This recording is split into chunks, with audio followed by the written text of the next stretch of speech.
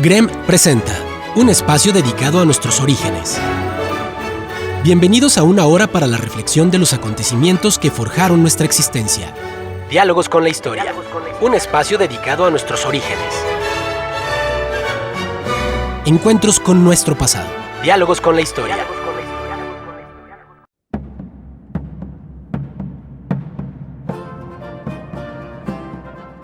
Muy buenos días, estimados amigos del Grupo Radio Estéreo Mayran. Hoy es sábado 23 de marzo de 2024 y es un grato placer darles la más cordial bienvenida esta mañana de historia. Gracias, muchas gracias por la oportunidad de convivir a través de esta pasión. Soy Luis Alberto Vázquez Álvarez. Cuando un movimiento artístico surge en una época y en un país naciente, cubre prácticamente todos los confines de la vida social y hasta penetra en lo familiar y religioso. Así sucedió en nuestra patria hacia los siglos XVI a XVIII, cuando a través del teatro y poesía se buscó evangelizar al indígena, pero basados en la literatura del barroco mexicano durante el virreinato de la Nueva España. Ese es nuestro tema de hoy. Y los invitamos a que participen con nosotros, recordándoles que somos amantes de la historia y que nos gusta escuchar sus opiniones. Con mucho agrado damos la más cordial bienvenida a nuestros siempre distinguidos amigos, miembros permanentes de este diálogo, quienes amantes de la historia gozan de experiencias y además excepcionalmente les gusta compartirla. Ignacio Alfonso Salcido Dávila, licenciado en Derecho y maestro en Derechos Humanos, dedicado al libre ejercicio de la abogacía. Doctor Luis Alberto, muy buenos días. Carlos, muy buenos días y muy buenos días al auditorio. Muchísimas gracias por acompañarnos en esta mañana de historia. Carlos Humberto Huerta Ochoa, licenciado y maestro en Derecho, catedrático universitario y abogado consultor con acentuación en amparo. Buenos días, doctor Luis Alberto, mi hermano Nacho, Alfonso, Salcido, lo escuchas en este último fin prácticamente de Cuaresma ya para los oficios de Semana Santa. 23 de marzo, 30 años de la tragedia en Lomas Taurinas, sin respuesta, sin dudas, con oprobio, y mucho menos sus discípulos que nada más tienen sus fundaciones pero no se apegan a esos principios. Pero aquí estamos generando historia. Y bueno, como fondo musical vamos a seguir escuchando nada menos que a Manuel de Sumaya, que escribió precisamente ya por el siglo XVII una música barroca muy hermosa. Y bueno, pues Nacho nos iba a comentar acerca de la literatura barroca de la Nueva Hispana.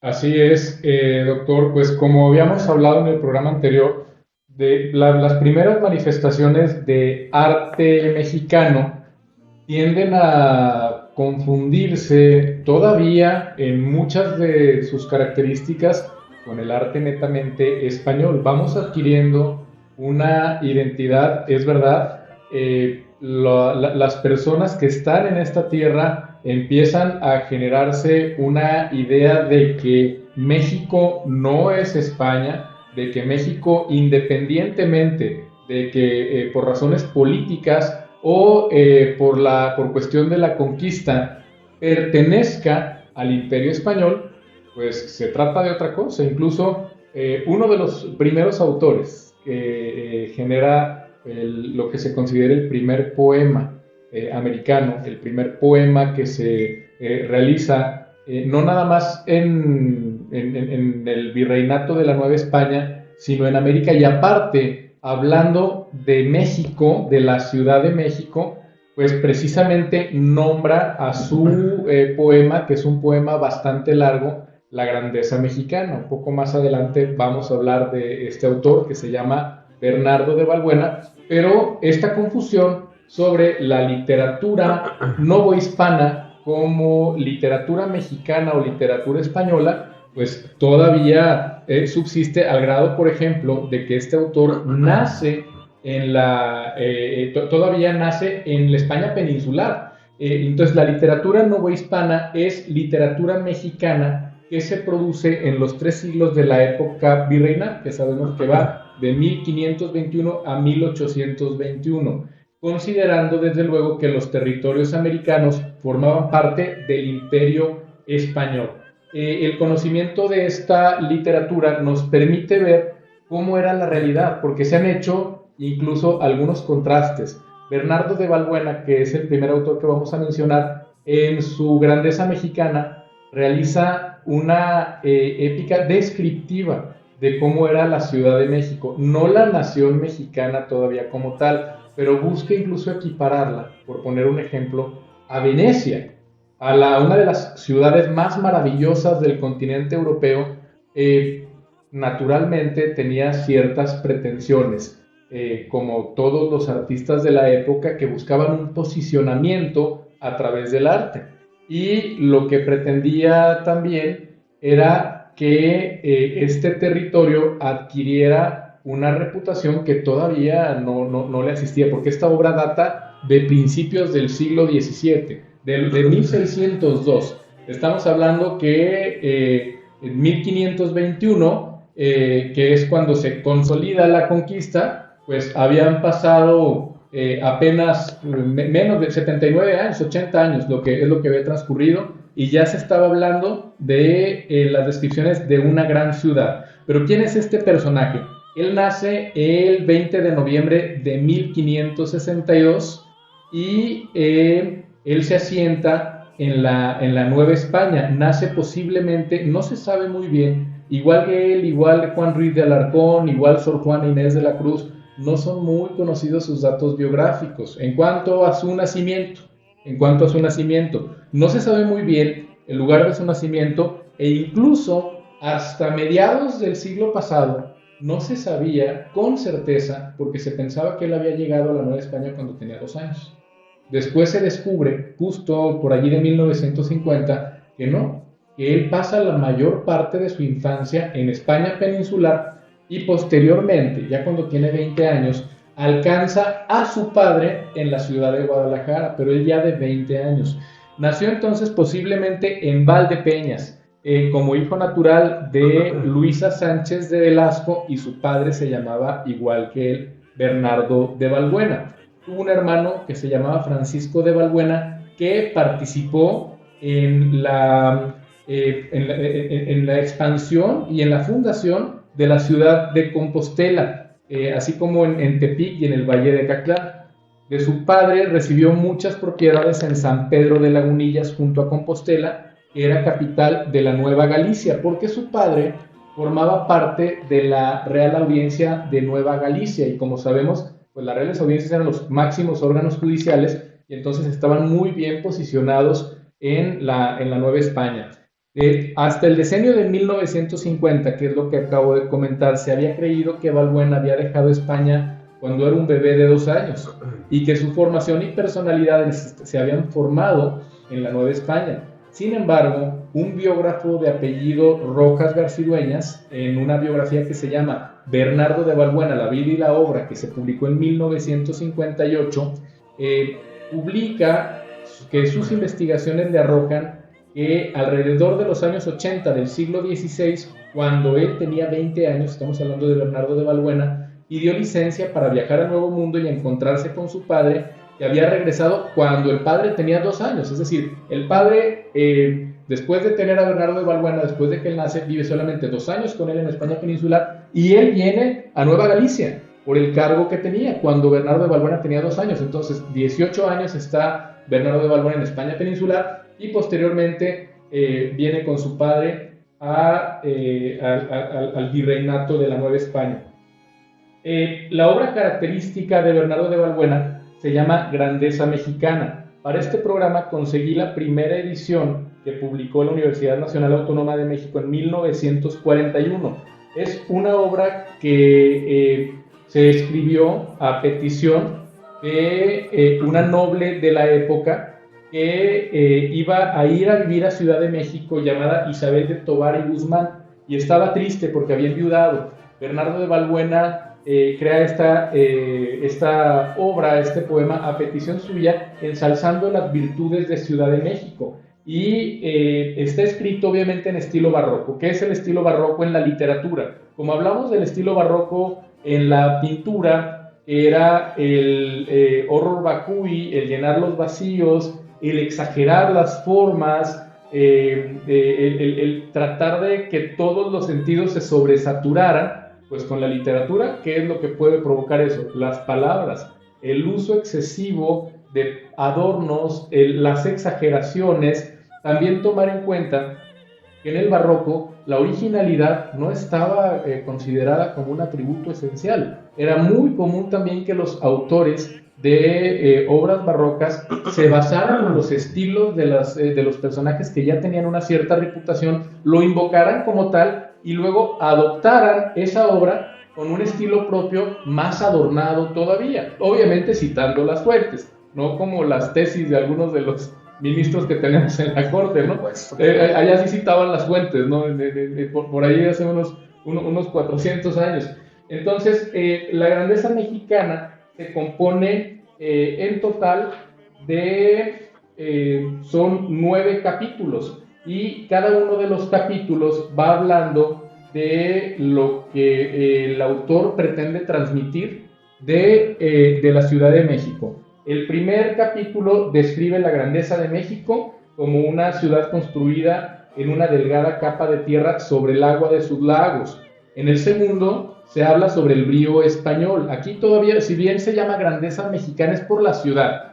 Sí se puede apreciar, hay algunos autores que al analizar la obra de Bernardo de Balbuena hablan de un incipiente criollismo, es ya este forjamiento de una identidad distinta, pero realmente la obra está considerada como para ser parte del acervo de literatura española, ¿sí? Incluso, como dato curioso, el único retrato que se conoce de Bernardo de Balbuena deriva de un dibujo que se hizo de él en la primera edición de su grandeza mexicana, y que tras una recopilación que en el siglo XIX se hizo sobre grandes españoles, la retomaron. Entonces, todo lo que veamos cuando busquemos Bernardo de Balbuena va a venir de esa primera edición, y en España lo estudian obviamente como un literato español, como todos los que vamos a analizar en el programa del día de hoy.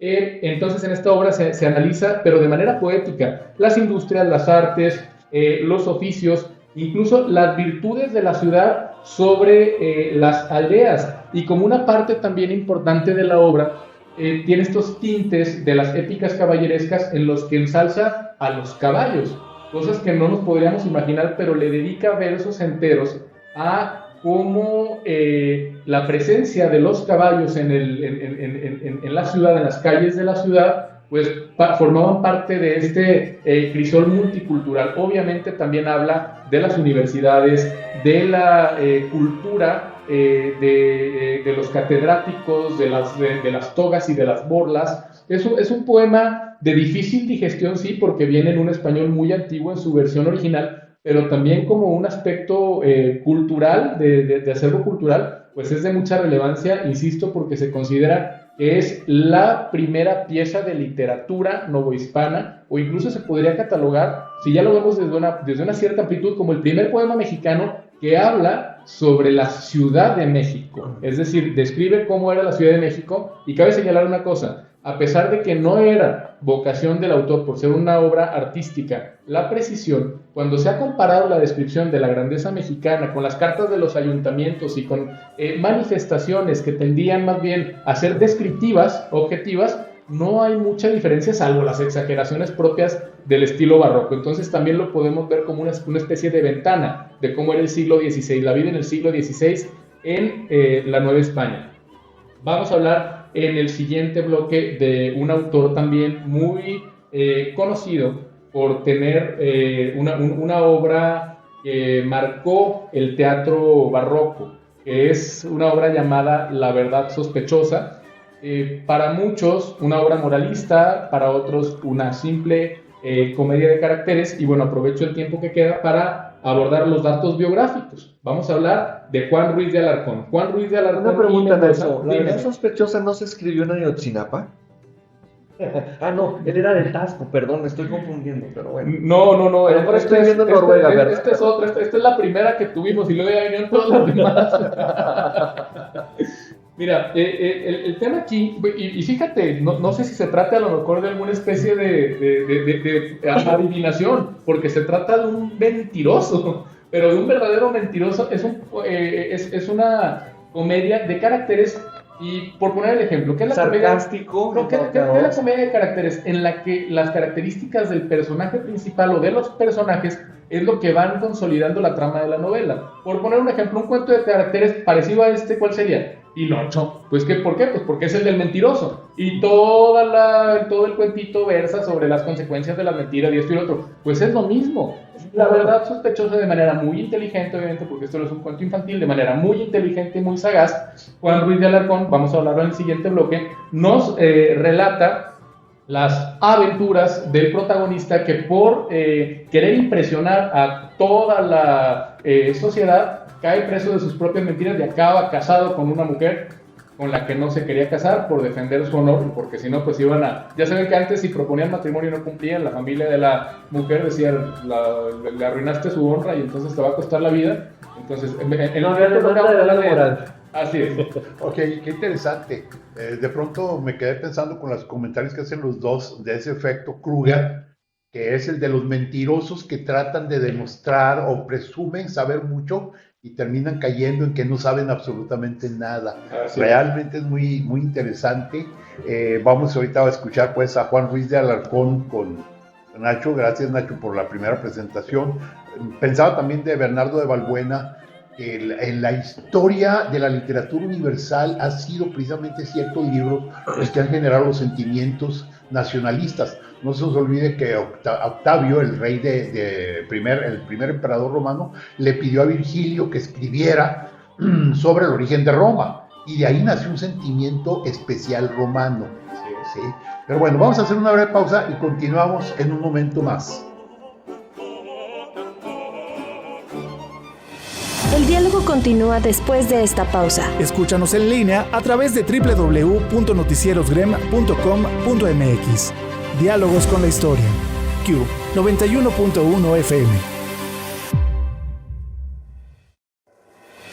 Es tiempo de continuar dialogando con la historia. Escúchanos en línea a través de www.noticierosgrem.com.mx.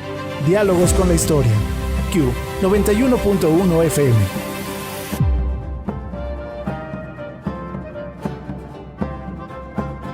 Regresamos a Diálogos con la Historia. Hoy estamos platicando de la literatura barroca en el virreinato de la Nueva España. Con nosotros Carlos Humberto Huerta Ochoa e Ignacio Alfonso Salcido Dávila. Escuchamos magistralmente la introducción de la literatura, del barroco en la literatura, la vida de Bernardo de Balbuena, pero empezaba precisamente a platicarnos de Juan Ruiz de Alarcón. Y bueno, pues adelante, por favor. Claro, Juan Ruiz de Alarcón, a diferencia de Bernardo de Balbuena, sí nace ya en la Nueva España, es decir, nace en lo que ahorita es el territorio mexicano. Pero entonces Balbuena no es criollo, es peninsular, ¿verdad?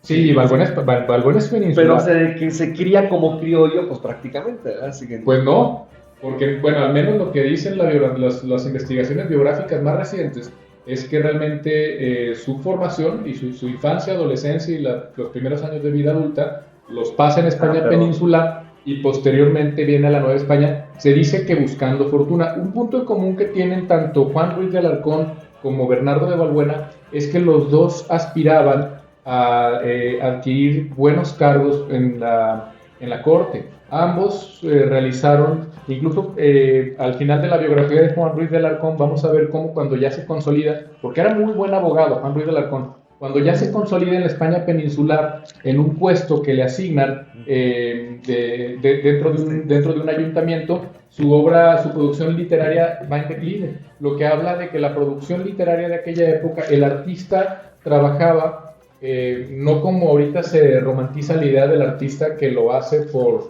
pues propiamente y válgame la redundancia, por amor al arte. Antes era una manera de escalar en la sociedad, de posicionarse, de conseguir un cargo. Y ya cuando lo conseguían, como en el caso de Juan Ruiz de Alarcón, pues la evidencia objetiva nos marca que se hace la producción literaria y se dedica a otras tareas en las que ya no trasciende. Un aspecto también muy importante de este autor, de Ruiz de Alarcón, es que a pesar de que es uno de los más reconocidos, que se le equipara, por ejemplo, a Tirso de Molina o a esos autores que todos conocemos del siglo de oro español, a él en vida le fue muy mal por discriminación. ¿Por qué lo discriminaban? Lo discriminaban por haber nacido en el continente americano, es decir, en la España peninsular, que fue donde gran parte de su producción literaria se dio, no lo querían por esa razón. Obviamente también existía el factor que siempre existe en las relaciones humanas, que cuando hay un talento extraordinario como el que tenía Juan Ruiz de Alarcón, y cuando por méritos propios logra destacar, no nada más destacó en la Nueva España como abogado, sino que logra también posicionarse como escritor en la España peninsular, al grado de que sus obras, que no tiene una producción literaria tan amplia, son más o menos 30 obras, se presentaban en el palacio y ante los reyes. Y obviamente eso genera pues también ciertos enconos y ciertos celos. Pero otra cuestión, y y es increíble porque estamos hablando de los personajes más cultos de la época. Por ejemplo, se ganó la enemistad de Lope de la Vega, de Luis Vélez de Guevara, de Luis de Góngora, de Francisco de Quevedo. Se burlaban de él, no nada más por sus orígenes, que eso es algo que llama la atención en personajes muy cultos, sino por estar lo que denominaban contrahecho. Contrahecho en ese entonces se denominaba contrahecho a las personas que tenían alguna proporción corporal no idónea. Yo siempre soy muy cuidadoso con una proporción corporal distinta. Entonces se dice que Juan Ruiz de Alarcón tenía una gran joroba, y que aparte, que ese era un motivo grande de burla, y esa burla se plasmaba incluso en la producción artística de estos grandes personajes literarios. Desde ahí también pues nos podemos dar cuenta de que a pesar de los grandes talentos, pues no dejan de tener los vicios que son comunes a toda la humanidad. Y vamos a hablar un poquito de su biografía.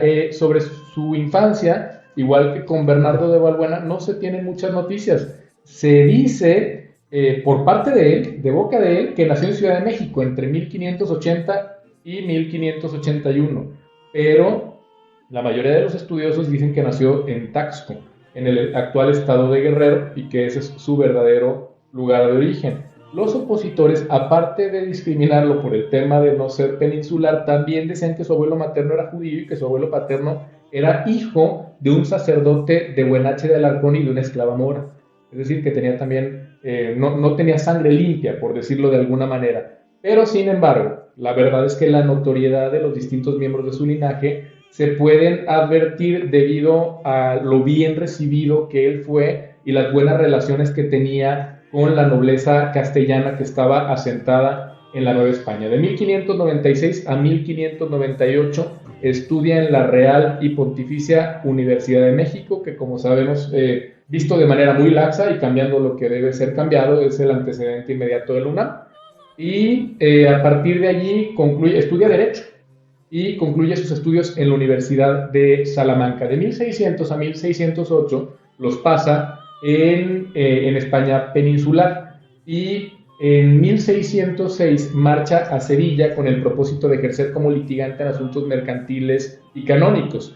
Allí conoce a Miguel de Cervantes Saavedra, y Miguel de Cervantes Saavedra es una gran influencia para él, que puede advertirse en dos obras principalmente, una llamada La Cueva de Salamanca y otra llamada El semejante a sí mismo.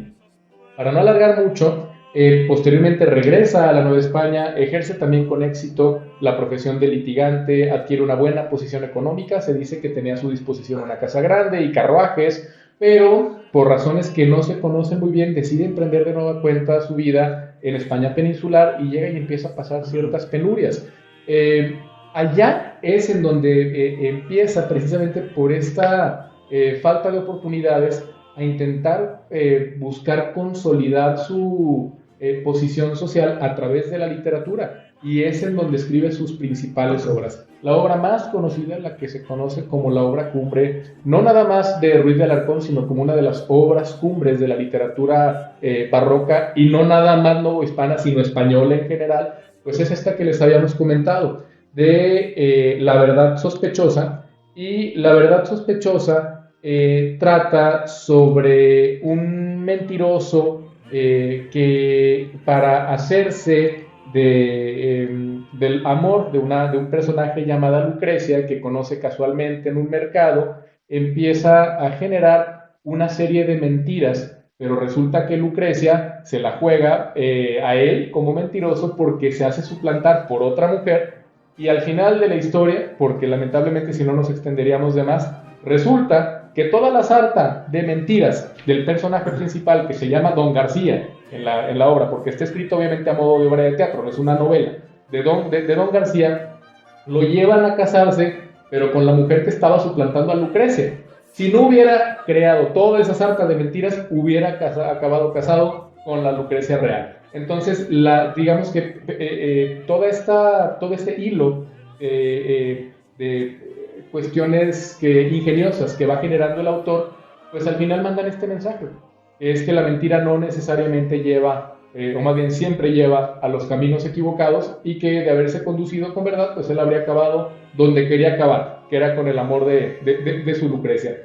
Pero también hay críticas, como en todo. Muchas veces se ha sostenido que esta es una obra moralista, otros dicen que no, que se trata simplemente de una novela de caracteres. La comedia de enredos era la más característica en esa época y se caracterizaba precisamente por eso, por las sorpresas que el guión va proporcionando a los espectadores durante el curso de los acontecimientos, pero en el que ninguno de los personajes tiene exacerbada algún vicio, alguna virtud que sea lo que marque el contenido de la obra. Y en cambio, aquí podemos catalogar que esta sí es una obra de caracteres, porque el protagonista ciertamente está marcado y definido por el vicio de la mentira. Es un mitómano, y su propia mentira es lo que construye lo entretenido de la obra y lo que manda el mensaje que el autor pretende enviar, aparte de ser una obra que tenía fines simplemente de entretenimiento. El propio Ruiz de Alarcón escribe también algunos versos muy interesantes dirigidos hacia su público, en los que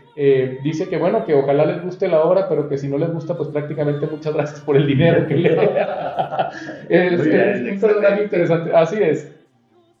Bueno, Carlos, ¿tú quieres platicar de un personaje muy discutido históricamente? Muy discutido, me refiero a la primer activista feminista, que es Juana Inés Ramírez y de Asbaje, que era su nombre legal. Una época transicional, y quiero recomendar esta lectura, nunca es tarde para leerla. Es difícil por razón de este espacio chutarnos todo este contenido de la obra de Octavio Paz, precisamente Sor Juana Inés de la Cruz o Las trampas de la fe, que su propio autor, premio Nobel, confiesa siendo muy jovencito, tuvo acceso a pergaminos así. Fíjense, si Octavio Paz era en 1914, cuando tiene como 20 años, por ahí más o menos, en los 30 y tantos, tiene acceso a, caray, pues esto es lo más novedoso, pero era siglos de investigación, porque Juana de Asbaje ha sido investigada tanto por mexicanos como por extranjeros, y en distintos idiomas, no solo el castellano. Entonces, viene a insertarse junto con Juan Ruiz de Alarcón y precisamente Bernardo de Balbuena, precisamente a la mitad, esa contemporánea, precisamente del virreinato. Siglo XVII, 1650 y tantos, 60 y tantos, más o menos después de años de consolación y lucha. Entonces, yo retomo una reflexión de Octavio Paz que dice: una sociedad se define no solo por su actitud ante el futuro, sino frente al pasado. Aunque los mexicanos estamos preocupados, mejor dicho, obsesionados por nuestro pasado, no tenemos una idea clara de lo que hemos sido. Y lo más grave, no queremos tenerla. Se puede reducir que México pierde su independencia en el siglo XVI y la recobra en el siglo XIX, en 1821. Y en este momento tenemos precisamente una pausa, que es precisamente el virreinato, que es lo que define precisamente nuestra identidad. Ya hablamos de construcciones, ya hablamos de iglesias, nos falta hablar un poquito también de los vitrales y todas esas cuestiones así, pero falta lo mero bueno, lo medular, que es a través de la expresión, libertad de expresión, plasmada en obras literarias, desde poemas, sonetos, etc. Imagínate nada más la importancia de Sor Juana, que es el retrato favorito de los tránsitos. Haré como que no escuché ese comentario. Pero sí, la política del mordelón. Pues bueno, también Sor Juana era una mordelona. Bueno, ella es tan polémica que hasta sus datos del nacimiento, según dice acá el San Google, pero vamos mejor al libro del premio Nobel, ¿verdad? Nace bajo el signo de Escorpión, qué hermoso signo, la verdad. Un 12 de noviembre de 1651, unos dicen que es en 1648, pero Les voy a decir, aquí hay un detalle, como dijera Cantinflas. Es registrada en su acta bautismal como hija de la iglesia. Y en aquellos tiempos era una forma elegante de decir que era hija, era una situación de, hay que decirlo así con estas palabras, sin faltarle respeto a nadie, de bastardía. Es decir, de una unión ilegítima fuera del matrimonio. Acuérdense, el sincretismo también político, religioso de iglesia y gobierno. La iglesia tiene en sus manos el registro civil, entonces, una forma de decir, pues es hija natural, pero así como medio de closet y demás. Se piensa porque su madre tuvo otras hermanas, otros hijos con ella y un hijo de distintos varones. Entonces, inclusive el señor de Asbaje en sí mismo implica, Pedro Manuel de Asbaje implica también un propio misterio respecto a su existencia. Se dice que son criollos, a lo mejor uno más significa el otro, a lo mejor, quién sabe, puede haber sido una mezcla de esas castas ya ven revueltas, impuras que estuvimos platicando. O sea, es un misterio respecto a su propio padre, ¿verdad? Pero eso no le incomodó, es más, hasta inclusive llegó a dedicarle un poema. Dice: el no ser de padre honrado fuera defecto a mi ver, si como recibí el ser de él se lo hubiera yo dado. Más piadosa fue tu madre, que hizo que a muchos sucedas, para que entre todos puedas tomar el que más te cuadre. Bueno, entonces, polémica desde su nacimiento. Nace precisamente en San Miguel Nepantla, de lo que hoy corresponde al Estado de México, que por cierto es Miguel Nepantla de Sor Juana Inés de la Cruz, así como hay Veracruz Llave, así como hay Coahuila de Zaragoza, así pues no sé, así honrando precisamente a alguien nativo de ese terruño. Carlos, y yo creo que es muy importante, ¿no? En una figura como Sor Juana, no nada más es un talento, es un carácter. ¿Por qué? Porque el talento, ¿cuántas mujeres no lo tuvieron en el siglo XVI, en el siglo XVII? Pero que por las circunstancias de la época que les prohibían estudiar, no pudieron llevarlo a cabo. Es decir, talento seguramente había mucho. ¿Por qué? Porque las mujeres tienen exactamente las mismas capacidades intelectuales que los hombres, pero aquí creo que lo que define a Sor Juana es el carácter, el saber llevar a cabo, el poder construirse a sí misma en un medio totalmente adverso. Creo que es también como lo que... dices tú, exactamente, exacto. Sí, pero veamos a ver ese contexto histórico. El machismo estaba todavía más predominante. Entonces, destino de mujer, un buen marido y la crianza de los hijos. Y no estudies. Era por entonces, pero ella va contracorriente. Yo siento que le dejamos para la última parte para abundar sobre ese interesante personaje. Vamos a hacer una breve pausa para continuar precisamente con la 10ª musa. Vamos a la pausa. El diálogo continúa después de esta pausa. Escúchanos en línea a través de www.noticierosgrem.com.mx. Diálogos con la historia. Q 91.1 FM. Es tiempo de continuar dialogando con la historia. Escúchanos en línea a través de www.noticierosgrem.com.mx. Diálogos con la historia. Q 91.1 FM. Vamos a Diálogos con la Historia. Hoy estamos platicando de la literatura barroca del México virreinal. Con nosotros Ignacio Alfonso Salcido Dávila y Carlos Humberto Huerta Ochoa, quien nos está hablando precisamente de Sor Juana Inés de la Cruz. Así es, doctor. Pues sí, estamos hablando que infancia es destino. Entonces, Sor Juana, por el hecho de ser mujer, estamos hablando bajo la óptica de aquellos años, Su destino, bueno, o te consigues un buen marido o te vas por el lado de lo religioso. Entonces, si una figura paterna, pero como decimos aquí en la política, en este país, si no tienes un padrino, vales pa' puro queso. Y la verdad tuvo muchos padrinos en los virreyes, en las virreinas, en la corte, porque fue cortesana, en el buen sentido de la palabra. Y se rozó, y fue una niña muy precoz. También lo digo en el buen sentido de la palabra, porque a veces la palabra precoz la asociamos a una cuestión como despertar sexual y demás. Y hay que decirlo así, como que desgraciadamente por la subcultura de algunas personas, la apostamos al peladaje. Y Sor Juana, pues no era tan pelada como la decían, más bien, así precoz es porque a los 3 años aprende a leer. Y aprende a leer en español y aprende latín. Su abuelo, ay, benditas influencias de aquellos abuelos, le enseñó a leer. El poblado donde estaba, precisamente en Manta, había mucha población indígena, aprende náhuatl. Pero le decía, no, mija, es que tú tienes que dedicarte a eso. No, pues ella terca, en su adolescencia empieza, así andaba en la corte, pero empezaba a estudiar. Hay una leyenda que no está enteramente confirmada de que se disfraza de hombre para entrar a la universidad, porque, hombre, hombre, pecado mortal que una mujer se atreva a poner un pie en la universidad. Y decía Carlos, aquí como dato curioso, que no comía queso porque tenía la idea de que eso afectaba los niveles de inteligencia. No, y otra cosa, que cuando se sentía que andaba poco, ¿sabes a qué sirve que tenga una longa cabellera si no me llegan las ideas? Y prácticamente se rapaba. Como muchos grandes talentos tenía sus rituales, que son propios de muchas personalidades. Y propios de esa época. Entonces, en ese afán estaba... Yo pienso que estará padre tenerla aquí con nosotros porque también era amante del conocimiento y de la historia. No sé, el contexto actual sería, no sé, activista, un voluntariado, igual abogada, terapeuta, docente, estará muy o poeta.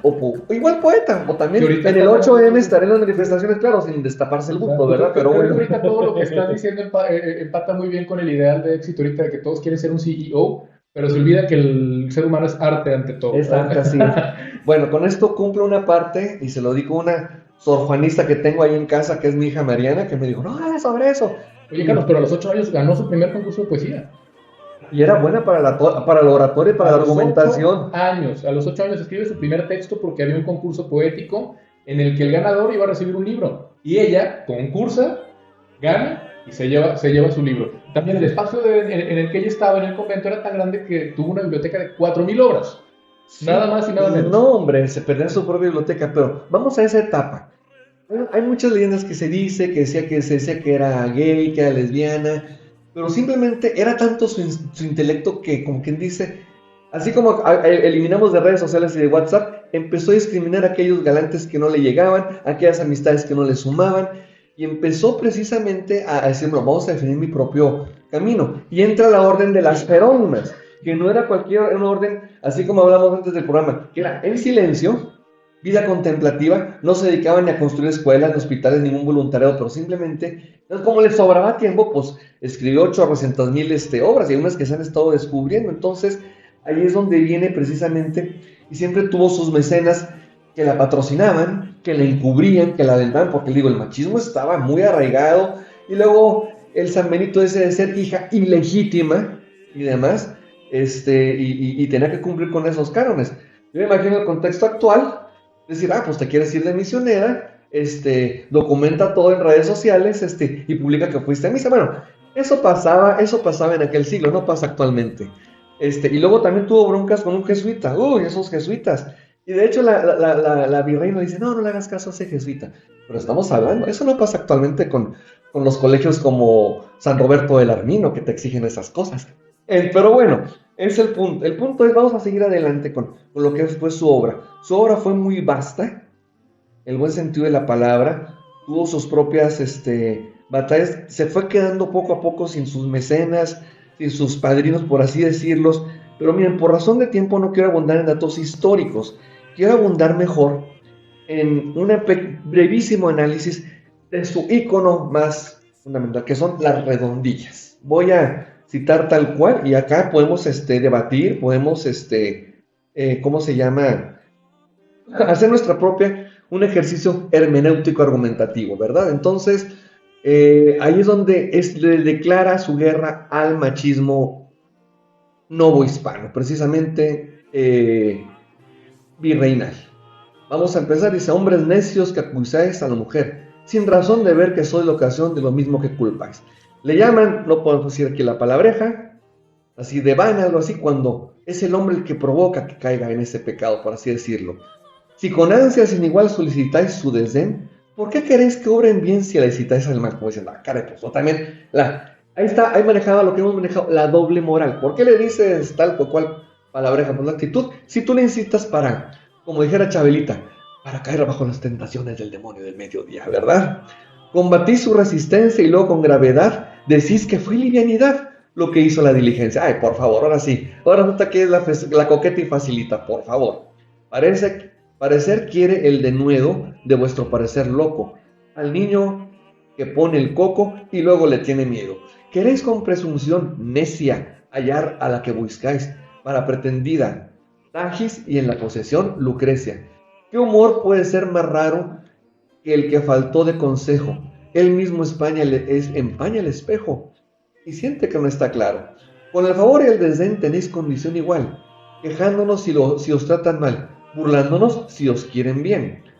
opinión ninguna gana, pues la que más se recata, si o no os admite, es ingrata, y si os admite, es liviana. Fíjense nada más en qué contexto ese juego de palabras, ese doble sentido, pero no peyorativo, sino simplemente decir, oye, a mí no me estás fregando con esas actitudes de esa doble moral, de esa... Oye, Carlos, pero sobre todo llama mucho la atención. Y era muy atrevida para esa época. Exacto, pero que sea una poeta religiosa, dedicada a la vida contemplativa prácticamente, pero que su obra esté caracterizada, entre otras cosas, pero de manera preponderante, al tema del amor.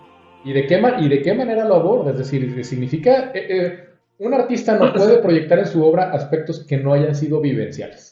Claro, aquí cuenta un detalle, ¿no? Sí. No estoy de acuerdo que sea solamente para la cuestión virreinal. Yo creo que pierde actualidad porque es en cualquier momento de la historia que lo que menciona allí demuestra que se sigue realizando. No, pues es que es una lucha de las féminas de toda la vida. O sea, la otra es que también demuestra su conocimiento profundo de la historia y demás, al mencionar a Thais, a Lucrecia, ¿sí? Quiere decir que era una mujer altamente culta.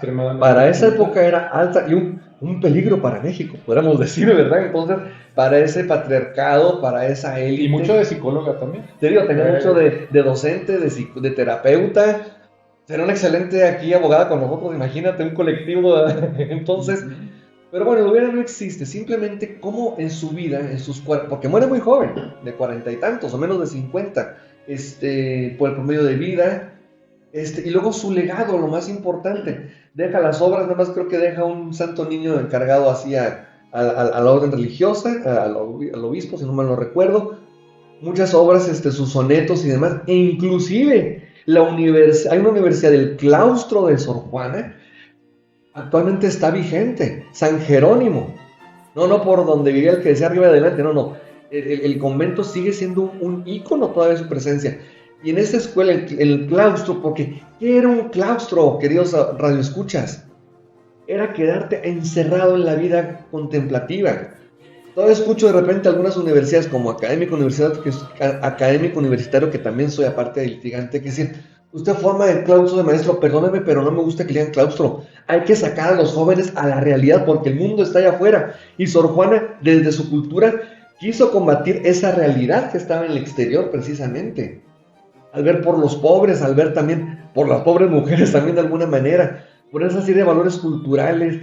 A lo mejor muchas de esas cuestiones, así como Juan Ruiz Alarcón, pues eran como quien dice leyendas urbanas disfrazadas acá de una obra de teatro. O sea, a lo mejor en el fondo tiene algo de verdad, sospechosa o certera, o posverdad como le dicen ahora, pues mentira, pero seguramente algo tuvo que tener un basamento real. No creo que haya sido una mera improvisación o un acto de iluminación divina. Sino... Y un punto de toque también entre estos autores novohispanos es el amor por la literatura y obviamente lo que lleva el amor por los libros. Se dice también que Bernardo de Balbuena tenía una gran colección de libros, lo mismo que Juana de Asbaje. Y lamentablemente en el caso de Bernardo de Balbuena, un ataque de piratas en la ciudad en que vivía destruyó su biblioteca y eso acabó por mermar su salud y a partir de allí vino un declive que lo lleva a la muerte. Es decir, el contenido de los libros para las personas que aman tanto las letras tiene hasta ciertos matices espirituales, ¿no? Que les dan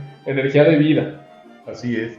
Pues por razón de tiempo creo que mencionaremos solamente algunos más. Por ejemplo, voy a hablar de Miguel de Guevara, mediados del siglo XVII, y cosa curiosa, no curiosa, sino que era fraile, teólogo y poeta. Aquí hay que destacar un aspecto. Recordemos que lo normal no era prepararse, no era estudiar. Los únicos que contenían el conocimiento eran los conventos, los monasterios. Por eso es que vemos que muchos de nuestros personajes tienen una relación directa con las órdenes monásticas. En el caso particular de Miguel de Guevara, es muy famoso, sobre todo porque se le atribuye un soneto a Cristo crucificado, aunque hay dudas de si él fue que lo escribió, que todos hemos escuchado alguna vez. No me mueve mi Dios para quererte, el cielo que me tienes prometido. ¿Sí? Otro personaje que también quiero destacar es Francisco Bramont. también sacerdote y escritor conciliador de la Real y Pontificia Universidad de México. Y aquí me interesa mucho un detalle que es importante en cuestión histórica. Hacia 1620 escribió Los Jilgueros de la Virgen sin original pecado. Era una novela pastoril. Las novelas pastoriles eran muy propias de Europa, muy propias de España, y se trajeron a la Nueva España porque era una de las formas, un género por medio del cual los misioneros se encargaban de evangelizar a los indígenas, ¿sí? Y bueno, aquí hay un aspecto muy interesante, porque en sus obras Francisco Bramón empezó a dar el aspecto histórico de la Virgen de Guadalupe, una evolución muy especial de cómo se hizo lo que sería el culto guadalupano en México, que va a ser tan trascendente. Y con él precisamente pasamos a otro personaje que pues ya apenas nos queda tiempo suficiente, que es Carlos de Sigüenza y Góngora, un intelectual, historiador, filósofo y poeta novohispano, miembro de la Compañía de Jesús que mencionabas, Carlos, y desempeñó muchísimos cargos académicos y gubernamentales en la Nueva España. También fue un expedicionario científico, es importante destacar.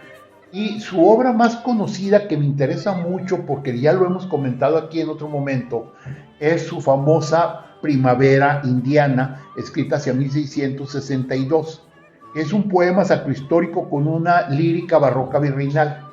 Por medio de esa poesía intenta explicar racionalmente el misterio del milagro de la Guadalupana. Y aquí viene lo interesante. Carlos Sigüenza y Góngora busca explicar el sentido de la aparición a un indígena americano, a un indígena, ¿por qué no un criollo? ¿Sí? Y ese es un aspecto, y su trascendencia prehispánica.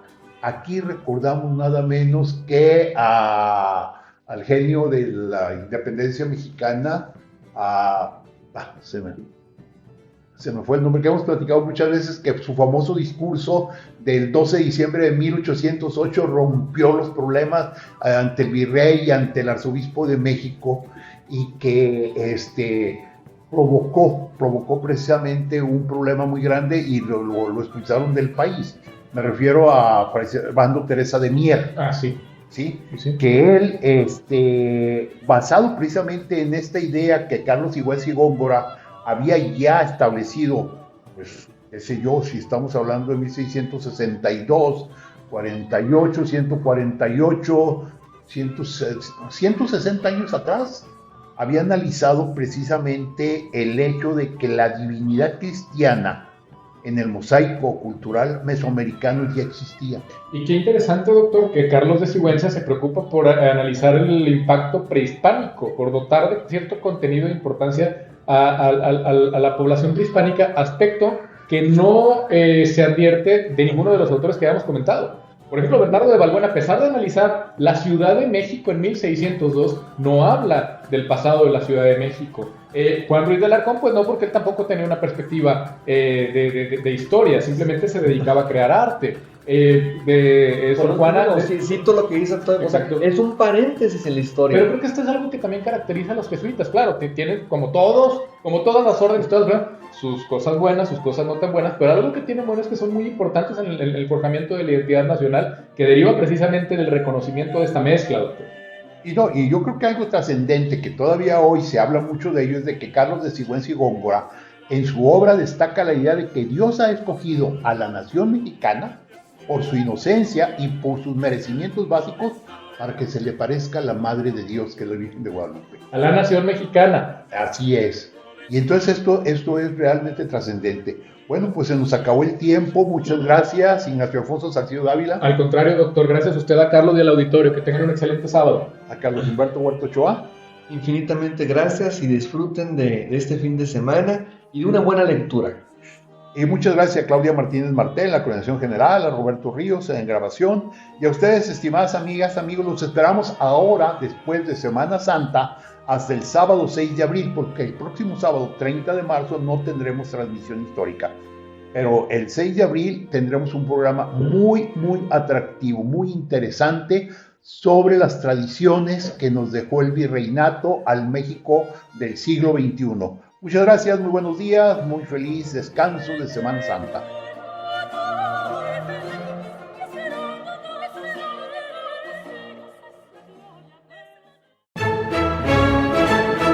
GREN presentó Diálogos con la Historia. La charla concluye por esta semana, pero nuestra raíz es extensa, por lo que te invitamos a debatir el tema en nuestra próxima emisión. Encuentros con nuestro pasado. Diálogos con la Historia.